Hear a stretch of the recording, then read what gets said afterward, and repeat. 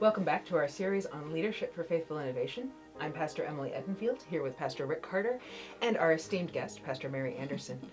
Pastor Mary has served parishes in South Carolina and Illinois. Her last long-term parish was at Incarnation here in Columbia, and she's served 4 interim parishes since then, as well as serving as a contextual ed professor at Lutheran Theological Southern Seminary of Lenoir-Rhyne University. So we are thrilled to have you here with us today. Thank you. Good to be here. Thanks. And today we're going to be talking about the chapters exercise as part of our Reconnect section. So the chapters exercise looks back at a congregation's history. One of the reasons that we're thrilled to have you here today is because of your experience in interim ministry, where you do help congregations look back in order to move forward. Right. Can you tell us a little bit about how that process works? Well, I can tell you about one example that we did this summer. So I'm at Wittenberg Lutheran in Leesville right now. Your former parish, right. So stepped into your shoes. And, you know, one of the things I laugh about right now is that I feel like pastors spent so many years telling congregations that they had to get out of the 1950s. You know, stop pining for those days. And now what we're saying to people is stop pining for 2019. Right? We're never going to get back there again. So, wow, we got rid of, you know, the 50s, 60s, 70s, 80s, and 90s really fast. So one of the things that I did this summer for Vacation Bible School, actually, for the adult program, was I put together a week-long series called Holy Conversations on Being a Post-COVID Church. And where we started was with our history. Because I wanted to, and Dr. Susan McCarver from the seminary actually helped with that and put together a wonderful video. But I said, you know, I want to be able to show them that they have been through difficult times before where things were very uncertain. And what did the congregation do about that then? How did they act?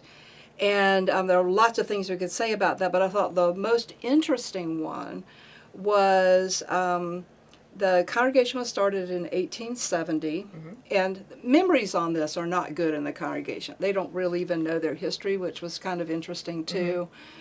But anyway, they started in 1870 by a woman, a pastor's widow, and so they got to learn about that. But the thing that I think was so crucial in that conversation is that around 1917, they decided that they wanted to build the big new sanctuary that's there now. Well, in 1917, 18, 19, there were some interesting things going on. There was a global pandemic going on, and World War I was going on. And with the pandemic, some pastors in the area were reporting that they were burying 6 people a week out of their congregation. The other thing that was going on in 1917 was the 400th anniversary of the Reformation. And everybody was super jazzed about that, even in the midst of all this other stuff that was happening. And so they sought to build this new place. Super proud of it. The town of Batesburg-Leesville was super proud of it. It was just going to be this amazing place. And actually, at that time, the name of the congregation was Luther Chapel. That's what it had been since the beginning. And so, I don't know if you remember this or not, but apparently people said, Luther Chapel just sounds too puny for this big, new, wonderful place that we're about to build. And so they should we change the name? Which, I mean, changing the name of your church is a big deal, right? But they decided they wanted to try to change the name of the church, and they held a contest for what shall we name it. And because of that Reformation anniversary, the name Wittenberg won. And so they changed the name of the congregation, and they built this new place. All the while, all these other, you know, global catastrophes were happening. And so my whole point in that was to say, you know, folks have been through this kind of stuff before, and look how you all rallied. You know, yeah, the legacy. The legacy Yes. of that, you know, and how you push through. So. we shared that not only in adult VBS, but I've shared it with confirmation class and lots of other places. And so they got real captivated by that piece. So that was cool. So the value of that history and learning the legacy, I heard a couple of things actually. One was, like I said, we like to be in our own stuff and say, well, look at the challenges that we're facing. You know, this could be insurmountable. This is going to have such a negative impact. Right. And yet you look back on the history and exciting things were happening, even though it was difficult times. You had a world war that was happening, the pandemic, a global pandemic,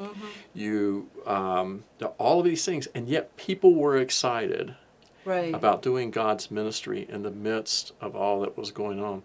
So doing this exercise and learning the history, what have they brought forward now to 2022?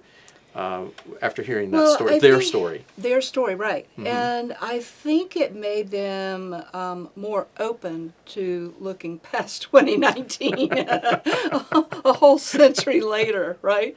Interestingly, a whole century later, that's where we were again. Oh, yeah. And so I think they, they caught on to that. And then after we did that one night of that history piece, then we moved on. We actually used live some folks from the ELCA's innovation office who prepared a whole program for us, and they zoomed in and we did it that night with each other. So it kind of prepared them, and I used the videos by the person at Synod Assembly who talked about being a hybrid church and doing all of that. So they were kind of, it readied them to hear that stuff. Like say, okay, we've been open to change and growth before, but what does that look like 100 years later? You know, and so the good part about it was, history is just such a great teacher, because it I think, both theologically and liturgically, we are people who live in the past, present, and future all at the same time. And so our, there are people that aren't interested in history, except when they see that it matters. Right. Because I think of it as those kinds of things, be they positive or negative, get into the DNA of a congregation, and it will stay with them, and they won't even remember why anymore. Right. They won't remember why, but it'll just be there. Now, you say getting into the DNA of the congregation. Wittenberg is a family congregation. One of the things I loved about being there was you could find 4 generations in a pew.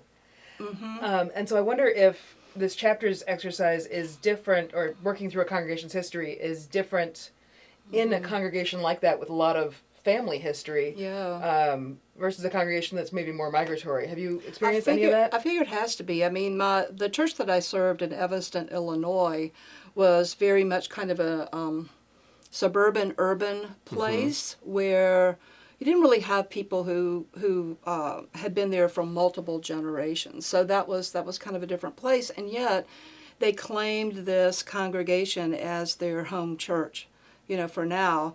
And they may or may not be interested in that. But somehow, this is what's mysterious to me, is, if I sort of think that a very interesting, maybe doctor of ministry thesis or something like that would be to try to look at how a congregation starts. Because every congregation has a reason or a purpose for starting.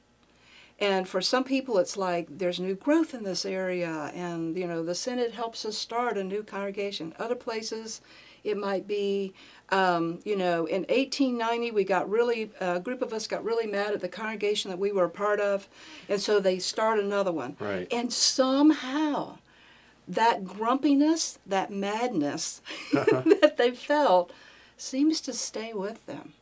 I don't know. It's kind of an intriguing thing, but I do think Pastor Emily, that there definitely would have to be a difference between those that have that, we've been here for the last 150 years versus people who are more migratory and coming in and coming out, and yet every congregation does have its culture.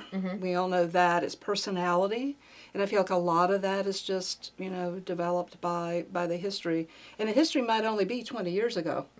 Right. It doesn't have to be 200 ago. But it's developing it, right? That's the culture. In other words, it was that reason of we began for this reason. Right.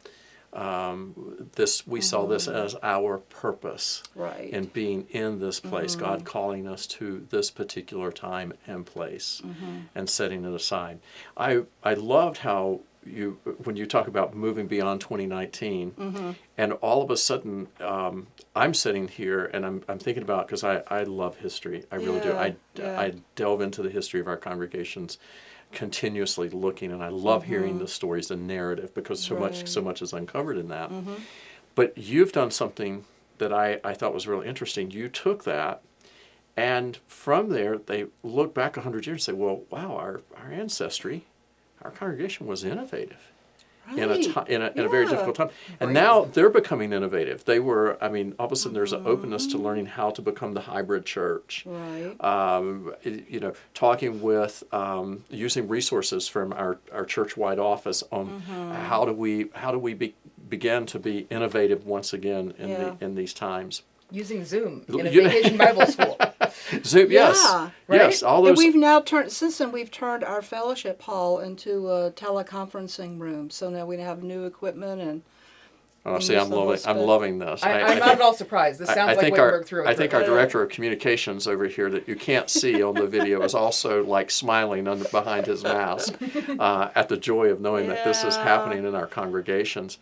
What would you say when you do that, what are some challenges, though, that you might face when you get into looking at history? Was there anything that became a challenge or that was negative that you ran into, and then how might you address that? Yeah, and I have struggled with that because sometimes there, of course, are negative things. There are sometimes stories around pastors. One congregation I was in, had a pastor who was, and this was in the 1960s or late 50s, was married with a family and came out as gay while he was at that congregation within a very short period of time, just could not hold it in anymore.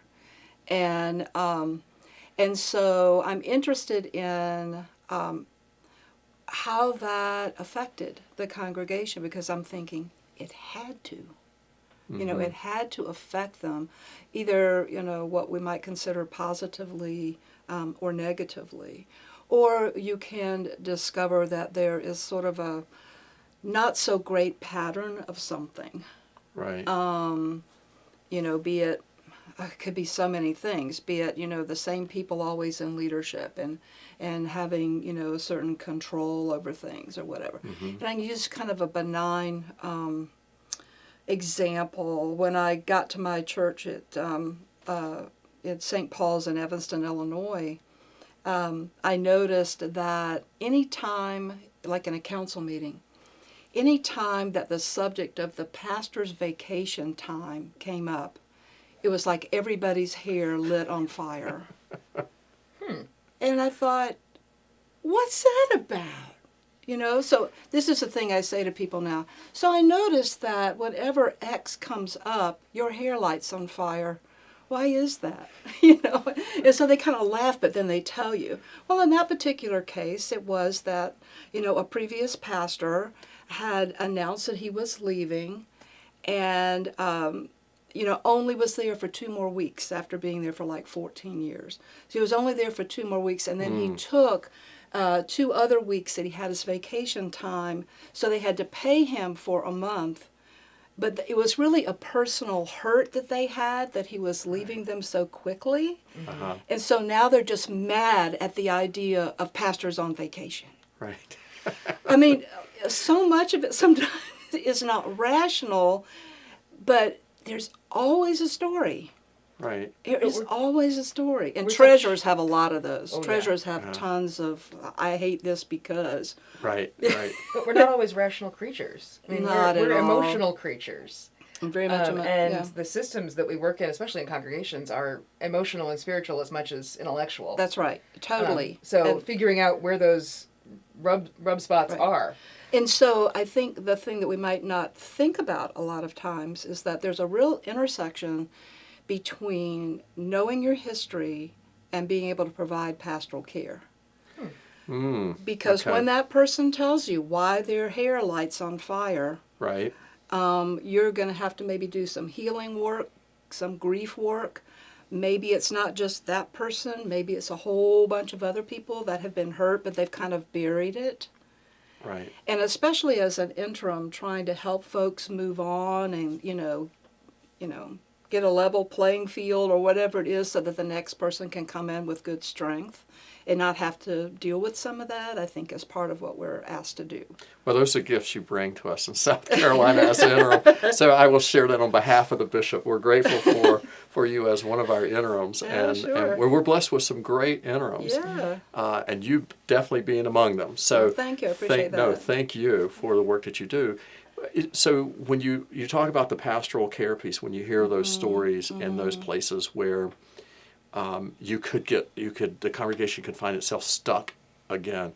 So pastoral care, what might be some other ways, someone listening, one of our roster leaders hearing this today, what are the ways, the pastoral care, to move them forward? What were there any other things that you would recommend, and not allowing them to be stuck, but to embrace the history, provide the pastoral care, but then also, like you said, to continue to move forward? Right.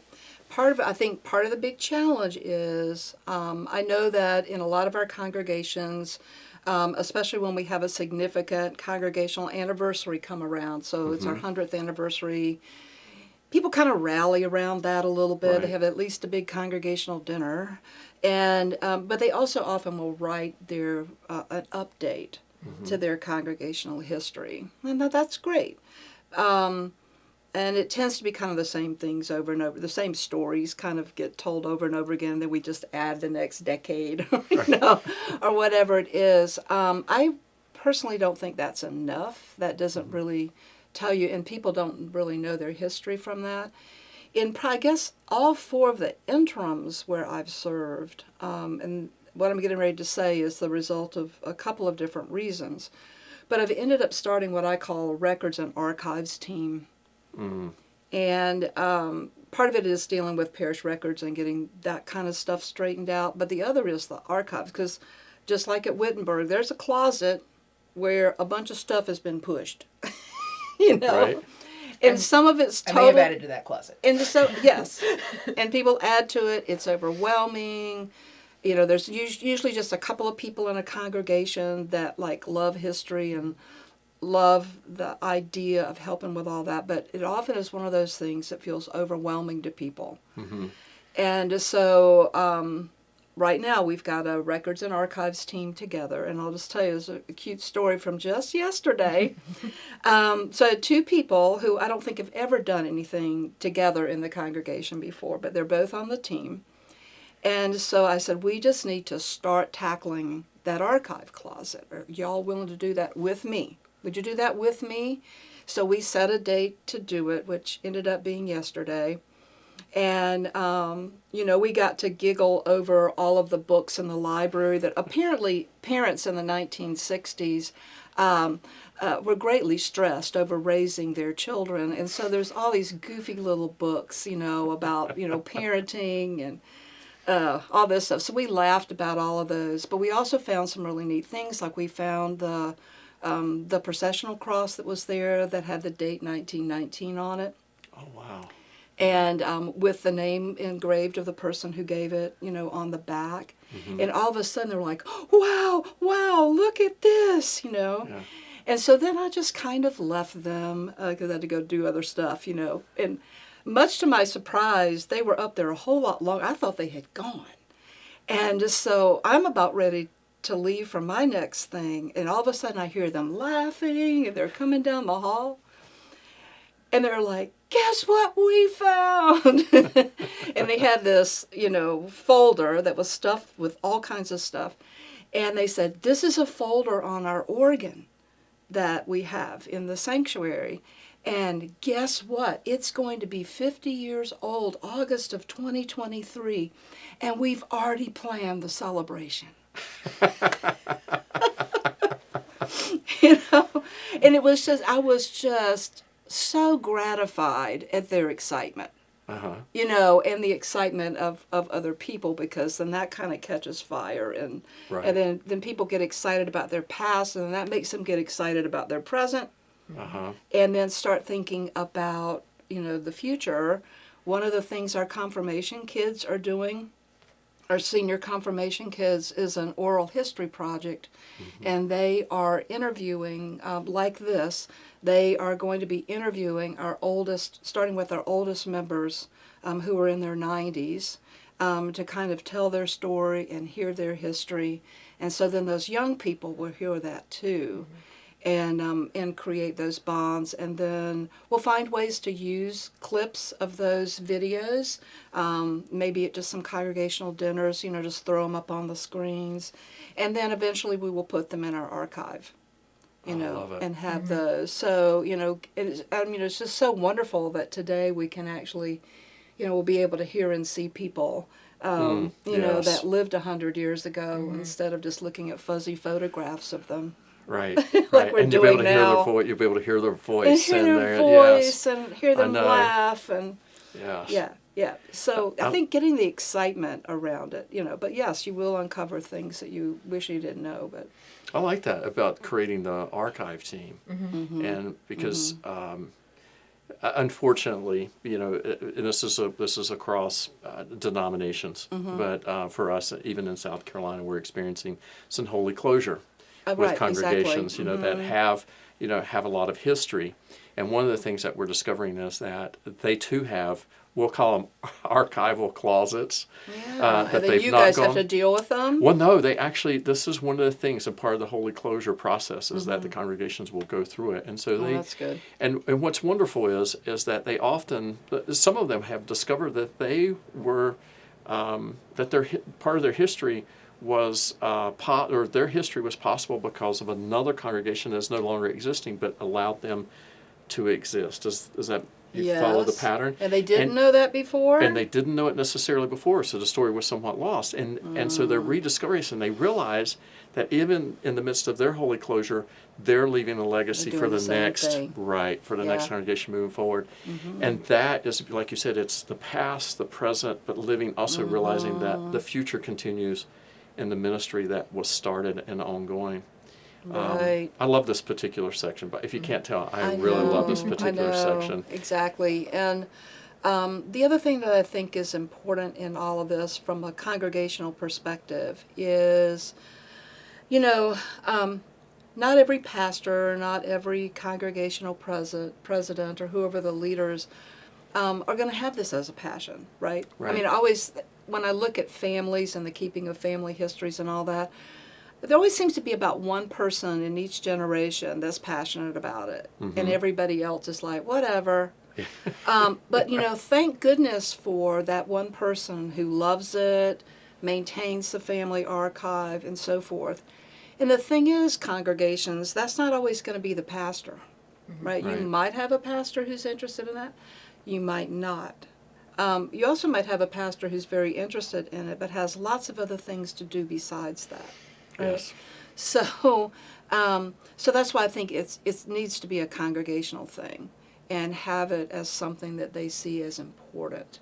Much to my surprise, I've discovered that there are, lots of people in congregations who aren't that passionate about it. They're not going to go after it. They're interested in it when they hear it, like, oh, listen to this story, but they're not going to go after it. That's why I think it needs to be kind of one of the regular committees that we have, or task forces or something in congregations, that it needs to be ongoing, instead of just kind of like this, oh yeah, our interim pastor thought that was something important, but nobody else did really. Which is why I'm trying to get the people that are on this team now to be excited about it, so when I back out, they're still excited about it, even if the new pastor isn't necessary. Well, imagine being the new pastor who steps in, and all of a sudden they're going to get the history because it's known. Right. I You're know, not going amazing. digging. So I love that. Yes. I really love that. I know. Yeah. I know. And Wittenberg was supposed to be celebrating its 150th anniversary was. when Everything lined COVID up. in 2020. Lots of plans were made, and then none of it could happen. Right. And so they've now kind of missed that one. I kind of doubt that they will. Maybe at 155 or I think something. 155 would be 155, they'll come back in, and if they do, they'll have all this other good stuff that'll be ready. Oh, that'll be exciting. That's That will my be hope. so exciting. I know. Indeed. I know. Indeed. Yeah, and so we have one of the things I think about the history is, and this is actually our step one on that team, is where is everything? What do we have and where is it? Uh-huh. Because in one of the Sunday school closets, I found mementos of Bishop James Crumley's trips on behalf of the ELCA. And God bless them. I found these things and I said, I think I know what this is. And members of the congregation took that, ran with it, and got them more properly displayed. But you never know where things are going to be in any congregation. right, and a lot of stuff will be at people's homes. Well, yes. Yes. Our oldest documents, and the oldest stuff I've seen so far is like 1879, is in the local furniture store vault.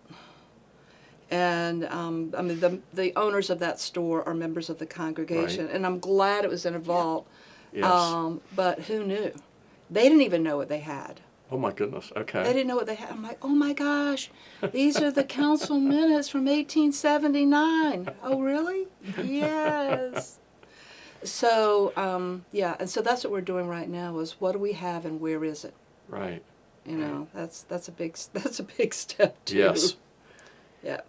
So this is not necessarily even just a one-day thing to figure out your congregation's history, but It's a multi-year it's a process. thing. And getting it started is not a one-year thing.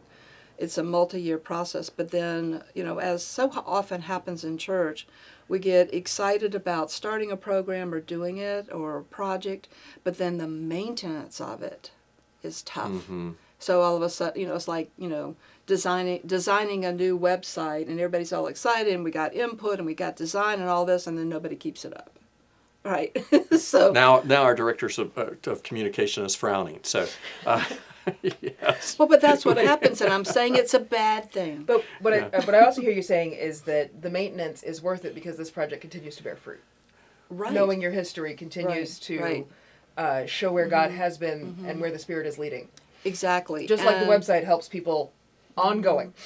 And as Susan McCarver at the seminary says, history's made every day and it's lost every day. Mm-hmm.